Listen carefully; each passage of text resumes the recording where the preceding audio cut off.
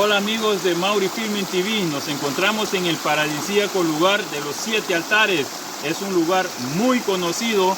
Hoy nos encontramos para poder llevarle un pequeño reportaje, una pequeña cápsula de este lugar que contiene 7 pozas. Son 7 pozas de las cuales usted las puede disfrutar mejor aún así cuando es en época de invierno, época de verano, pero más se disfruta cuando es época de invierno porque las cascadas se hacen presentes. Así que disfrutemos de este pequeño viaje acá en los 7 altares donde Carnal nos recibe de la mejor forma. Así que en la entrada usted podrá pagar su cupo para poder ingresar acá. Esto sirve para el mantenimiento del lugar.